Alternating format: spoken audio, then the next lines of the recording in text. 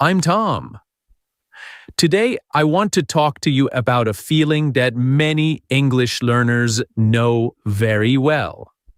It is the feeling of being stuck. Maybe you have studied English for months, maybe for years.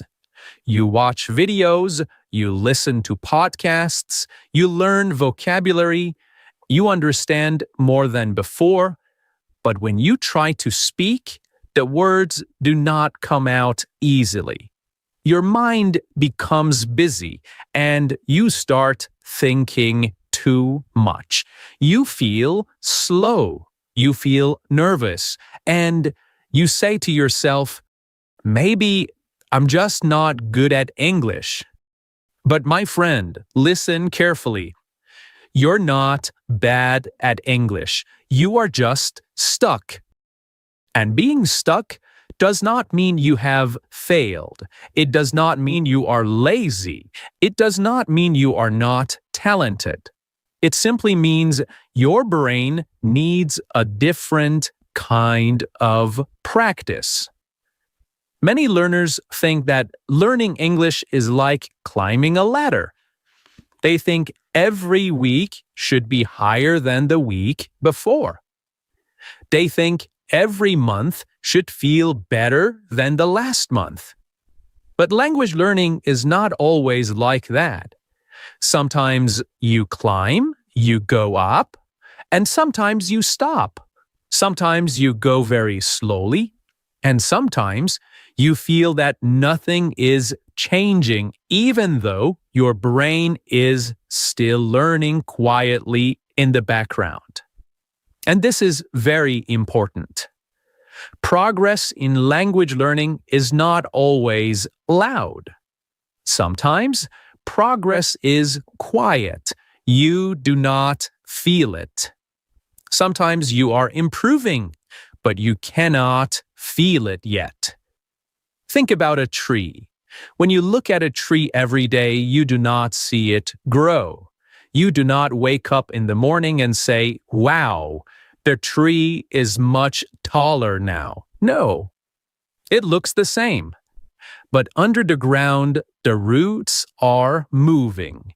Inside the tree, small changes are happening. After a few months, you suddenly notice that the tree is bigger. It is stronger. It is more alive.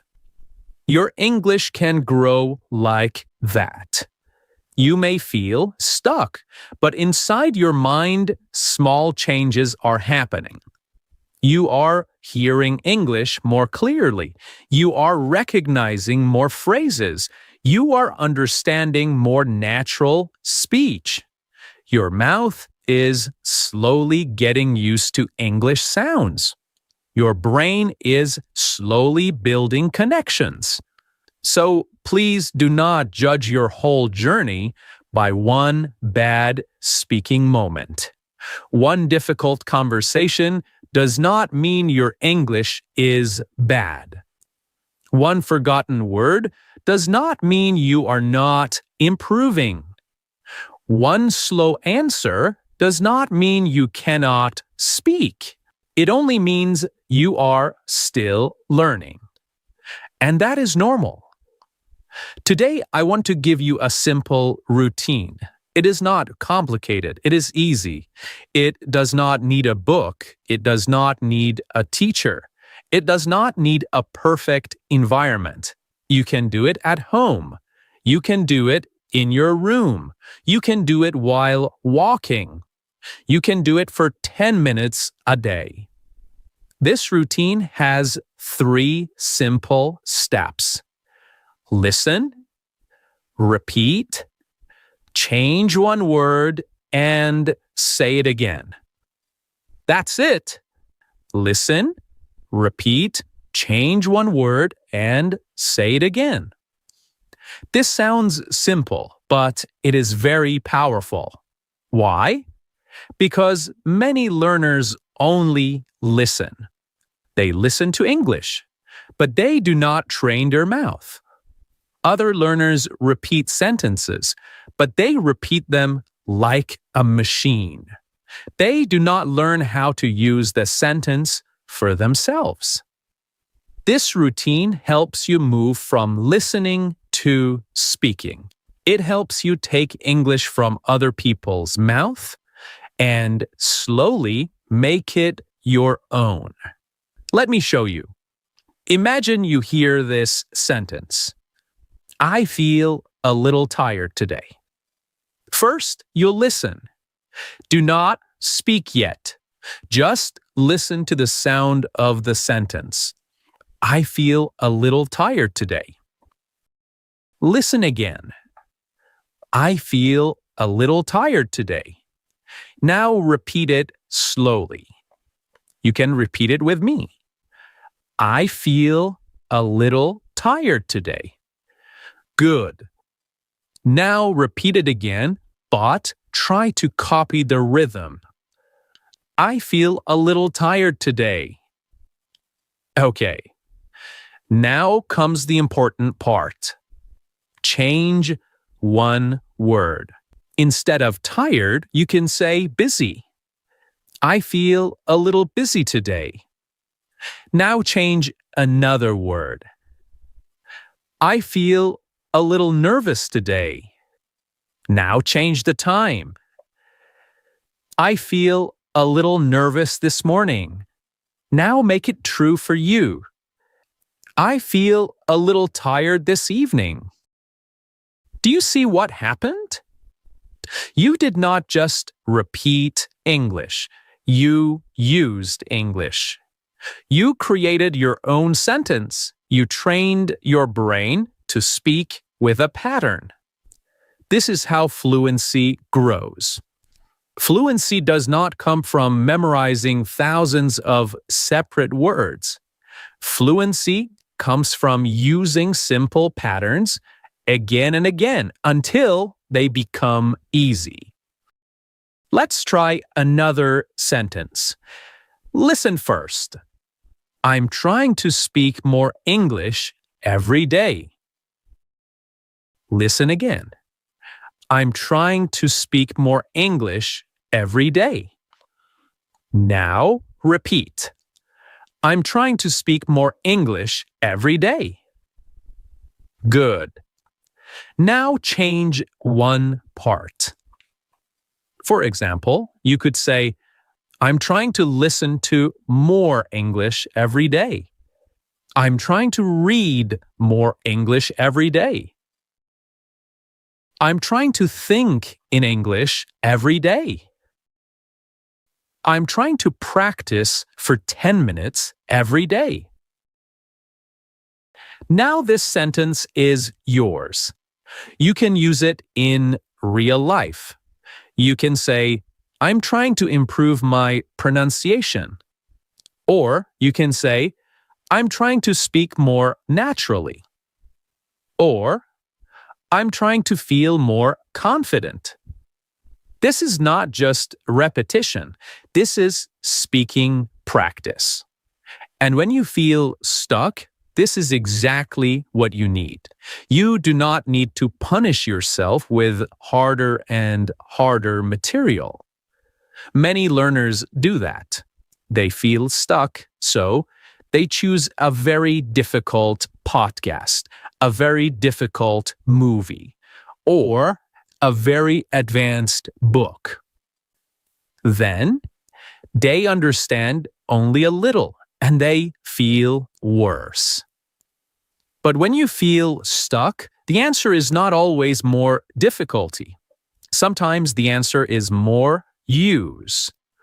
Use the English you already know. Take simple sentences and make them flexible. Flexible means you can change them. You can move them. You can use them in different situations. For example, take this phrase. I didn't know how to say it. This is a very useful sentence. Listen again. I didn't know how to say it. I didn't know how to say it. Now change one word. I'll give you some time to do that. Great. You could say, I didn't know how to explain it. I didn't know how to describe it. I didn't know how to ask. I didn't know how to answer. Now you should make it more personal. I didn't know how to explain my idea. I didn't know how to answer the question. I didn't know how to describe the problem. This is real speaking practice. You're teaching your brain that English is not only something to understand. English is something you can move, change, and use. Now let's talk about why learners get stuck. One reason is that they wait for confidence before they speak. They think, when I feel confident, I will speak. But my friends, confidence usually comes after practice, not before practice. You do not become confident by waiting. You become confident by doing small things again and again. You speak one sentence, then another sentence, then another sentence.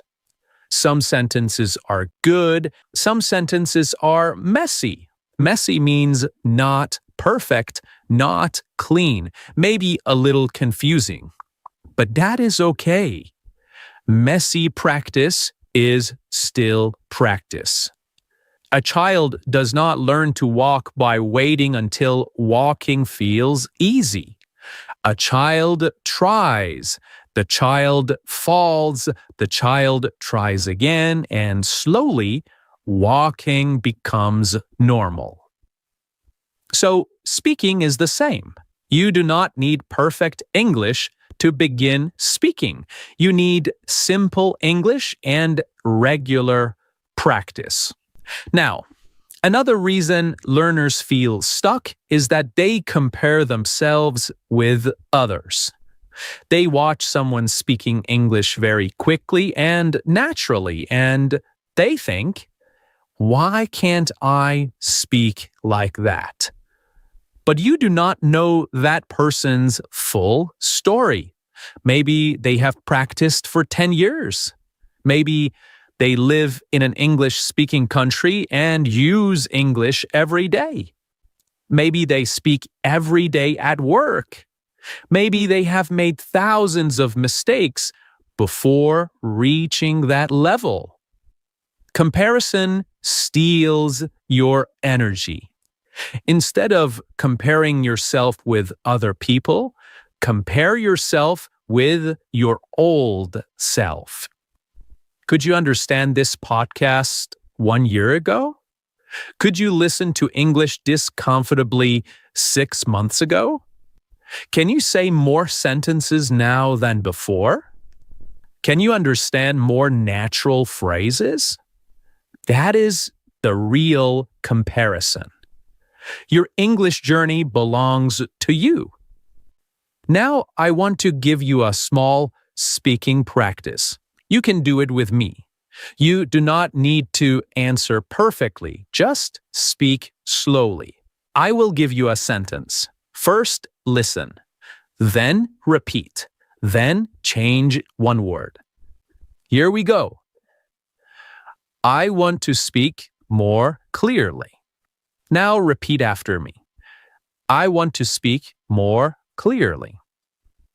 Okay, now change one word. Great. Perhaps you could say, I want to speak more naturally. I want to speak more confidently. I want to speak more slowly. I want to speak more often. Good. You're doing a fantastic job. Okay, so let's review the 3-step routine. Step 1, listen. When you listen, do not try to understand every single word. Listen for the general meaning. Listen for useful phrases. Listen for sentences you can use in your own life. Step 2, repeat. When you repeat, do not worry about sounding perfect. Try to copy the rhythm. Try to copy the feeling. Speak clearly. Speak slowly. Let your mouth get used to English. Step 3. Change one word and say it again. This is the magic step. This is where your brain starts working. This is where English becomes active. You're no longer just copying, you are creating. Remember that small practice is not weak practice. Small practice is how real progress happens. 10 minutes every day is better than 2 hours once a month. 5 sentences every day are better than 50 sentences once and then nothing for 2 weeks. Your brain loves repetition. Your mouth loves repetition. Your confidence loves repetition. So here is your simple practice for today. Listen to the story that I will read for you in the next part. Listen to one sentence. Repeat it 3 times. Then change one word and say it again. Then change another word and say it again. Then make one sentence about your own life. And that, my friend, is enough. Do not make it too complicated. Are you ready? Here's the story. In a quiet mountain village, there was a small monastery made of old stone and dark wood. The air there was cool and fresh. Pine trees stood around the monastery like silent guards. In the morning, the bells rang softly. In the evening, the wind moved through the trees and made a low, peaceful sound. In that monastery, there lived a young monk named Tenzin. He was kind, quiet, and eager to learn. He woke up early every day. He swept the floors. He carried water from the well. He helped in the garden. He read old books and listened carefully to the older monks. He wanted to become wise. More than anything, he wanted to understand life deeply. But Tenzin had one problem. He was always in a hurry to find answers. Please tell me the secret now. Please show me the truth now. One cold evening, Tenzin was in the prayer hall, cleaning the floor after the evening meal. The hall was large and silent. The corners of the room were dark. Only one small candle burned near the front of the hall. Tenzin looked at the candle and... The old master entered the room slowly. He was a thin man with calm eyes and gentle steps. He saw Tenzin looking at the candle and asked, "What are you thinking?" Tenzin bowed and said, "Master, I am thinking about wisdom. I study every day. I work every day. I pray every day. But still, my mind feels full of questions. I want to understand life, but the answers stay far from me." The master looked at the small candle. Its flame moved gently in the cold air. Then he said, "Take this candle and walk to the far end of the hall." He picked up the candle carefully and began to walk. The flame was small, but it lit the floor in front of him. One step, then another step, then another. Slowly, he crossed the room. When he reached the far wall, he turned around. The master was still standing near the door. "Master," Tenzin said, "I have done it." The master nodded. "Tell me something. When you first looked at the hall from where you stood, could you see the whole way clearly?" "No," Tenzin replied. "It was too dark." "But when you walked with the candle, could you move forward?" "Yes," said Tenzin. "I could see enough for the next step." That is how wisdom comes. Tenzin looked at the candle again, but he did not fully understand. The master came closer and said, "You want all the answers at once. You want the whole road to be bright before you begin. But life does not work that way. A small light is enough for the next step, then the next, then the next. Tenzin stayed silent. The words were simple, but they entered his heart slowly. That night, he could not sleep well. He lay awake on his small bed and thought about the candle. He thought about the dark hall. He thought about his own impatience. He began to see something true about himself. He was not only searching for wisdom, he was also fighting with time. He wanted to become complete too quickly.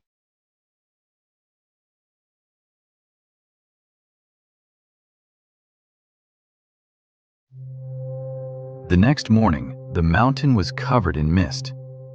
After breakfast, the master told Tenzin to go to the village below and bring back rice and oil from the market. Usually, Tenzin liked this task because it gave him a chance to move quickly and finish something useful. But that day, the path was wet and slippery. As he walked down the mountain, he remembered the candle. "One step is enough," he whispered to himself. At one narrow part of the path, he almost slipped. He stopped, took a breath, and looked carefully at the ground. Then he moved more slowly. For the first time, he did not feel angry about moving slowly. He simply paid attention. When he reached the market, he found many people there. Farmers were selling fruit. Women were carrying baskets. Children were running, and a very old woman stood near a small table with only a few vegetables to sell. She looked tired and weak. Some people walked past her without stopping. Tenzin bought the rice and oil for the monastery. Then he looked again at the old woman. Something in his heart told him to help her. He walked to her table and asked, Grandmother, may I carry these for you? My home is far, and the road is steep. I will carry them. So he lifted her basket and walked beside her. The woman moved slowly, very slowly. At first, Tenzin felt the old impatience rise inside him again. He wanted to finish and return to the monastery before noon. But then he remembered the candle. A small light. One step. Enough for now. As they walked, the woman spoke. She told him about her husband, who had died many years before. She told him about her son, who had gone to another town and never returned. She told him that she still worked every day because she wanted to live with dignity. Tenzin listened quietly. When they reached her small house, the woman smiled and said, "You carried my basket, but more than that, you gave me company. Thank you." Tenzin bowed. "Thank you," he said. On the way back, his bag felt heavy, but his heart felt strangely light. He realized that he had learned something important that morning, not from a book, not from a lecture, but from walking slowly beside another person. When he returned to the monastery, the master was in the garden pouring water on small green plants. "You are late," the master said. Tenzin lowered his head. "Yes, master. I stopped to help an old woman." The master looked at him for a moment and then asked, "And what did you lose?" Tenzin thought carefully. "I lost a little time." "And what did you gain?" "I gained understanding." The master smiled. "Good. Many people think wisdom lives only in temples and books. But wisdom also walks on muddy roads. It speaks through tired people. It waits in simple moments." That evening, Tenzin went back to the prayer hall. Wisdom, he began to see. was not a sudden flash that changed everything in one moment. It was a quiet light. It asked for patience. It asked for trust. It asked for one honest step at a time. From that day on, he still studied, still prayed, and still asked questions. But he no longer demanded the whole road at once. When confusion came, he remembered the dark hall. When fear came, he remembered the small flame. When life felt uncertain, he told himself, "I do not need to see everything. I only need enough light for the next step." And little by little, step by step, the young monk began to